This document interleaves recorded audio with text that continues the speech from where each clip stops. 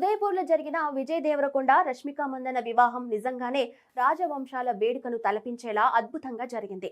పెళ్లి వేడుకలో అందరి దృష్టిని ఆకర్షించింది మాత్రం వీరు ధరించిన భారీ ఆలయ నగలే. సాధారణంగా సినిమా సెలబ్రిటీలు లైట్ వెయిట్ జ్యువెలరీని ఎంచుకుంటారు, కానీ ఈ జంట మాత్రం సాంప్రదాయానికి ప్రాధాన్యమిస్తూ కిలోల బరువున్న యాంటిక్ బంగారు ఆభరణాలతో మెరిసిపోయారు. హైదరాబాద్ కు చెందిన ప్రముఖ జ్యువెలరీ సంస్థ దాదాపు 10 నెలల పాటు శ్రమించి ఈ నగలను ప్రత్యేకంగా రూపొందించినట్లు సమాచారం. దక్షిణాది దేవాలయ శిల్పకళ నుంచి ప్రేరణ పొందిన డిజైన్లు ప్రతి ఆభరణంలో స్పష్టంగా కనిపించాయి. విజయ్ రాజులా కనిపించేలా ఏనుగు, పులి ఆకారాల డిజైన్లతో హారాలు, కడాలు, చెవి దుద్దులు ధరించగా రష్మిక తల నుంచి కాలి వరకు సాంప్రదాయ నగలతో దేవతలాగా మెరిసిపోయింది.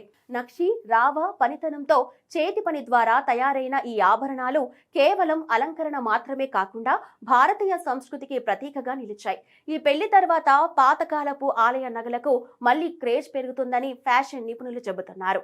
ఇప్పుడు సోషల్ మీడియాలో విరోష్ పెళ్లి స్టైల్ కొత్త ట్రెండ్ గా మారింది.